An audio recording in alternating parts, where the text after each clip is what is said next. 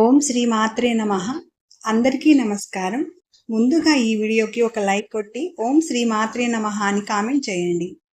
ఈ నెల జూన్ 27వ తేదీన శనివారం నాడు అత్యంత శక్తివంతమైన శని త్రయోదశి ఏర్పడుతుంది. శని త్రయోదశికి ఉన్న విశిష్టత ఎంతో గొప్పది. ఈరోజు శివయ్యని ఆరాధిస్తే ఎంత కష్టమైనా సులభంగా నెరవేరుతుంది. కాబట్టి ఈ వీడియోని ఎక్కడ స్కిప్ చేయకుండా చివరిదాకా చూడండి. ఈ వీడియోలో శని త్రయోదశి నాడు పాటించవలసిన నియమాలు, శనిదేవుని జననము, శనిదేవుని ఎలా ఆరాధించాలి, ఎలా ప్రసన్నం చేసుకోవాలి, ఏ మంత్రాలు జపిస్తే ఏలినాటి శని, అర్ధాష్టమ శని ప్రభావంతో బాధపడేవారు శనిదేవుని ఆగ్రహానికి గురికారో మరియు శని త్రయోదశి నాడు ఖచ్చితంగా వినవలసిన కథ గురించి వివరించాను. ఇక వీడియోలోకి వెళ్దాం. జూన్ 27, 2026న శని త్రయోదశి వచ్చింది. శనివారం రోజున త్రయోదశి తిథి వస్తే దానిని శని త్రయోదశి అని అంటారు.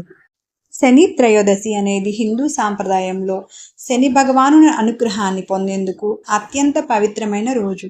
పక్షానికి ఒకసారి వచ్చే త్రయోదశి తిథి శనివారం నాడు వస్తే దానిని శని త్రయోదశి అని అంటారు. హిందూ పురాణాల ప్రకారం శనిదేవుడు కర్మలకు అధిపతి మరియు న్యాయమూర్తి.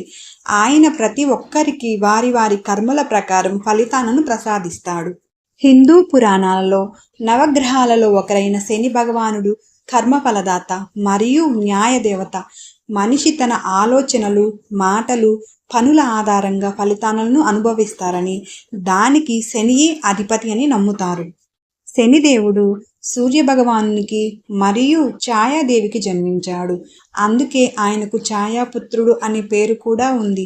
సూర్యుని భార్య అయిన సంధ్యాదేవి సూర్యుని తీవ్రమైన తేజస్సును భరించలేక తన ప్రతిరూపమైన ఛాయను సృష్టించి వెళ్ళిపోతుంది. ఛాయాదేవి గర్భంలో ఉన్నప్పుడు శివుని పట్ల తీవ్రమైన భక్తితో ఉంటుంది. శనిదేవుడు సూర్యభగవానికి మరియు సంధ్యాదేవి ప్రతిరూపమైన ఛాయాదేవికి జన్మించాడు. ఛాయాదేవి శివభక్తురాలు. ఆమె గర్భవతిగా ఉన్నప్పుడు శివ ధ్యానంలో ఎంతగానో లీనమై కఠినమైన తపస్సు చేసింది. ఆ సమయంలో ఆమెకు ఆహారం సరిగ్గా అందకపోవడంతో కడుపులోని శిశువు నల్లటి ఛాయతో జన్మించాడని పురాణాలు చెబుతున్నాయి. ఛాయాదేవి శివ పూజలో లీనమై కఠినమైన తపస్సు చేయడం వలన ఆమె గర్భంలో ఉన్న శిశువు నల్లటి ఛాయతో జన్మిస్తాడు. నల్లని రంగులో పుట్టిన శనిని చూసి సూర్యుడు తన కుమారుడే కాదని అనుమానిస్తాడు. అప్పుడు కోపంతో శని తన తండ్రిని చూడగా సూర్యుని శరీరం నల్లగా మారిపోతుంది. శివుని అనుగ్రహంతో వారి మధ్య అపార్థాలు తొలగిపోతాయి. శనిదేవుడి శివభక్తికి మెచ్చి పరమశివుడు ఆయనకు నవగ్రహాలలో అత్యంత విశిష్టమైన న్యాయదేవత మరియు కర్మఫలదాత హోదాను ప్రసాదించాడు. శని భగవానుడు న్యాయానికి ప్రతీక. ఎవరికి అన్యాయం చేయని నిష్పక్షపాత న్యాయమూర్తిగా వ్యవహరిస్తాడు. శనికి ఉన్న దృష్టి చాలా శక్తివంతమైనది. ఆయన చూపబడినప్పుడు కష్టాలు వస్తాయని నమ్ముతారు. శనిదేవుని యొక్క వాహనం కాకి, ఆయుధం దండం, అధిష్టాన దైవం ఈశ్వర స్వరూపం. శనిదేవుడిని అనుగ్రహించుకోవడానికి మరియు శని దోషాల నుంచి ఉపశమనం పొందడానికి శ్రీ ఆంజనేయ స్వామి మరియు పరమశివుడిని ప్రార్థించడం అత్యంత శ్రేష్టమైనది. శనీశ్వరుడు శివభక్తుడు. అలాగే హనుమంతుడిని పూజించడం వలన శని దోషాలు తొలగిపోతాయని నమ్ముతారు. శనిదేవుడిని ప్రసన్నం చేసుకునే విధానాలు. హనుమాన్ ఆరాధన. ప్రతి శనివారం హనుమాన్ చాలీసా పఠించడం లేదా హనుమంతుడిని పూజించడం వలన శని ప్రభావం తగ్గుతుంది. శివ పూజ. సోమవారం లేదా శనివారం శివాలయాన్ని సందర్శించి శివలింగానికి రుద్రాభిషేకం లేదా పూజలు చేయడం శనికి ప్రీతిపాత్రమైనవి. శని దేవాలయ దర్శనం. శనివారాలలో శనీశ్వరునికి నువ్వుల నూనెతో తైలాభిషేకం, నల్ల నువ్వులు, నల్లని వస్త్రాలు సమర్పించడం మంచిది. రావి చెట్టు పూజ. శనివారం ఉదయాన్నే రావి చెట్టుకు నీరు పోసి నువ్వుల నూనె దీపం వెలిగించి 7 ప్రదక్షిణలు చేయాలి. దానాలు. శనివారం రోజున ఇనుప వస్తువులు, నల్ల నువ్వులు, నల్ల మినుములు దానం చేయడం వలన శని దోషాలు తొలగిపోతాయి. శని భగవానుడు కర్మల ప్రదాత కాబట్టి నిత్య జీవితంలో నిజాయితీ, క్రమశిక్షణ పాటించి పేదవారికి సహాయం చేయడం ద్వారా శనిదేవుని అనుగ్రహం ఎల్లప్పుడూ మన మీద ఉంటుంది. ఏలినాటి శని లేదా అర్ధాష్టమ శని ప్రభావంతో బాధపడేవారు శని త్రయోదశి నాడు శనికి తైలాభిషేకం చేయించడం, పేదలకు నల్లని వస్త్రాలు, నువ్వులు దానం చేయడం, రావి చెట్టు కింద నువ్వుల నూనెతో దీపం వెలిగించడం వంటి పరిహారాలు చేయటం ద్వారా శనిదేవుని అనుగ్రహాన్ని పొందవచ్చును. ఏలినాటి శని లేదా అర్ధాష్టమ శనితో బాధపడేవారు హనుమంతుడిని ఆరాధించడం శనిదోష నివారణకు అత్యంత శక్తివంతమైన మార్గం. స్వామివారికి శనివారాల్లో తమలపాకుల మాల వేయడం, సింధూరం సమర్పించడం, హనుమాన్ చాలీసా పఠించడం ద్వారా శని ప్రభావం తగ్గుతుంది. హిందూ పురాణాల ప్రకారం శనిదేవుడు కర్మఫలదాత మరియు న్యాయానికి అధిపతి కాబట్టి ప్రతి ఒక్కరూ వారి వారి కర్మల ప్రకారం ఫలితాలను అనుభవించాల్సిందేనని శని భగవాను ప్రభావం చెబుతుంది. ఈయన ప్రభావం నుండి సాక్షాత్తు దేవతలు కూడా తప్పించుకోలేకపోయారు. పురాణాలలో శని ప్రభావం వలన బాధపడిన ముఖ్యమైన దేవతలు శ్రీరాముడు. త్రేతాయుగంలో శ్రీరాముడు సైతం శనిదోషం కారణంగానే అరణ్యవాసం, సీతాదేవిని విడిచిపెట్టడం, రావణ వధం వంటి ఎన్నో కష్టాలను ఎదుర్కొన్నట్లు పురాణాలు చెబుతున్నాయి.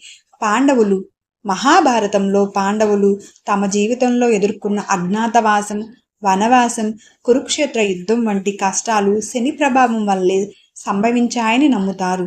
బృహస్పతి దేవతల గురువైన బృహస్పతి కూడా శని దృష్టి పడడం వల్ల తన జ్ఞానాన్ని, హోదాన్ని తాత్కాలికంగా కోల్పోయి కష్టాలు అనుభవించారు. నలమహారాజు శని ప్రభావం వల్లనే నలమహారాజు తన రాజ్యాన్ని కోల్పోయి భార్య దమయంతికి దూరమై అడవుల పాలయ్యారు. చంద్రుడి సంచారాన్ని బట్టి జాతకంలో ఏలినాటి శని నిర్ణయించబడుతుంది. శనిదేవుడు కష్టాలను ఇచ్చినా ఆ కష్టాల ద్వారా మనిషికి జీవిత సత్యాన్ని, క్రమశిక్షణను నేర్పుతాడు. శనివారం నాడు శనిదేవుని పూజించడం, నువ్వుల నూనె సమర్పించడం లేదా ఉపవాసం ఉండటం ద్వారా ఆయన అనుగ్రహాన్ని సులభంగా పొందవచ్చు. శని దోషాల నివారణకు మరియు శనిదేవుని అనుగ్రహం కోసం భక్తి శ్రద్ధలతో ఈ క్రింది శ్లోకాలను, మంత్రాలను పఠించాలి.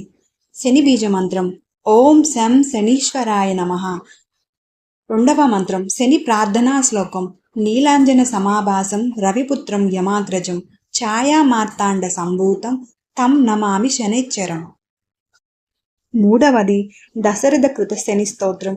శని దోషం తీవ్రంగా ఉన్నప్పుడు లేదా ఏలినాటి శని సమయంలో ప్రతిరోజు క్రమం తప్పకుండా దశరథ మహారాజు రచించిన శని స్తోత్రం పఠించడం వలన దోషాల తీవ్రత తగ్గుతుంది.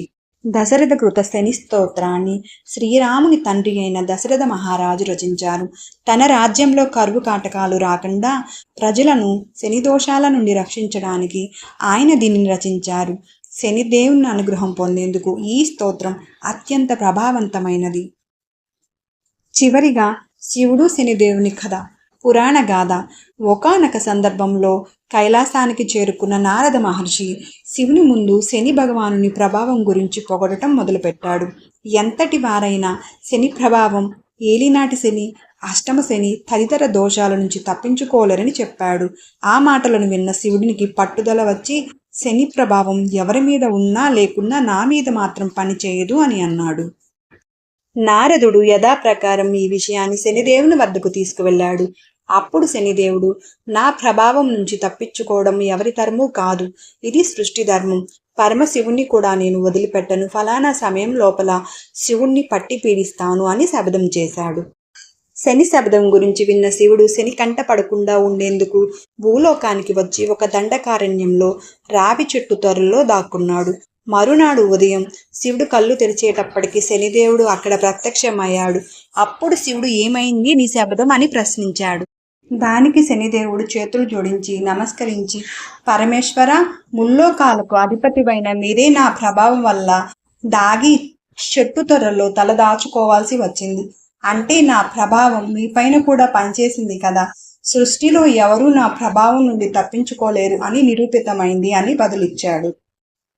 శని వినయానికి, న్యాయపాలనకు సంతోషించిన శివుడు భక్తులను శని దోషాలు, కష్టాల నుండి కాపాడాలని శనిదేవునికి వరాన్ని ప్రసాదించాడు.